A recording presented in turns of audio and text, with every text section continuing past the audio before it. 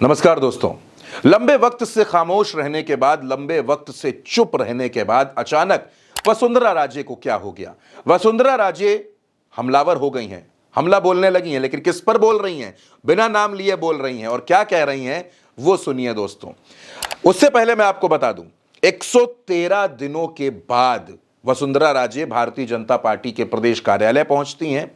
15 से 16 मिनट रुकती हैं, बिना मुख्यमंत्री से मिले, बिना प्रदेश अध्यक्ष से मिले वापस चली जाती हैं। महाराणा प्रताप का नाम लेकर उन्होंने बहुत सी बातें कह डाली, लेकिन जो ताजा तरीन बात निकल करके सामने आई है और उसमें जो तस्वीर निकल कर सामने आई है वो ज्यादा बड़ी है। वसुंधरा राजे की इस तस्वीर को देखिए दोस्तों। उंगली ऊपर की ओर है, आंखें बड़ी बड़ी, तेवर साफ साफ दिख रहा है। और वसुंधरा राजे ने क्या लिखा? बादल कुछ देर तो सूरज को अदृश्य कर सकते हैं, पर सूर्य की दमक को रोकने का सामर्थ्य उनमें नहीं है। अब ये कौन से बादल हैं जो सूरज की चमक को रोक रहे हैं?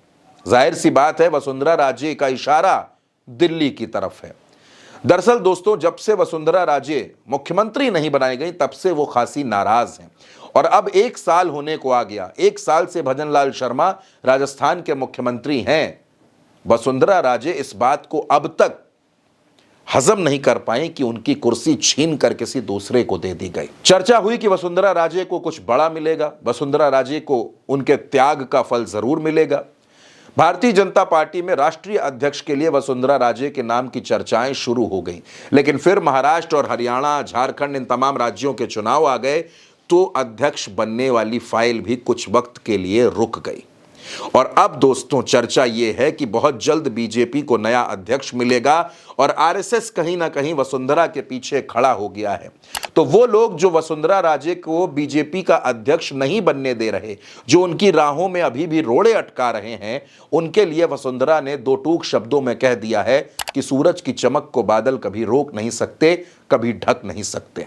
इसके पहले भी वसुंधरा राजे ने बहुत सी बातें कही थी। वसुंधरा ने क्या कहा था, मैं आपको उनका एक बयान भी सुनवाता हूं। हार कर भी वो जीत गए, कितनी बड़ी बात है। हार करके भी अपन जीत सकते हैं। महाराणा प्रताप ने हमको ये सिखाया है। महाराणा का जीवन दर्शन कहता है कि जो सुख में बहुत खुश हो जाते हैं वो संकट में डर के झुकते नहीं हैं।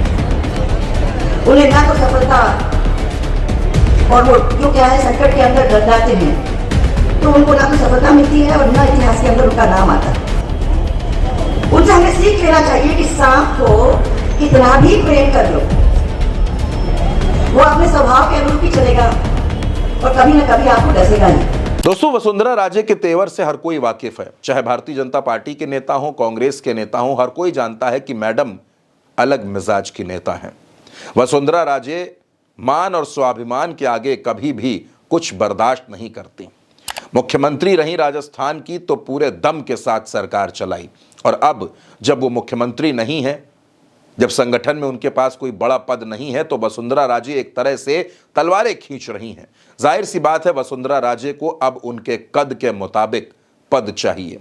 अब वसुंधरा राजे कुछ बड़ा चाहती हैं। अब वसुंधरा राजे के साथ जिस तरह से संघ खड़ा हो रहा है, जिस तरह से मोहन भागवत ने दौरा किया था राजस्थान का, उस वक्त भी ये खबरें सामने आई थी कि वसुंधरा राजे को सम्मान मिलेगा।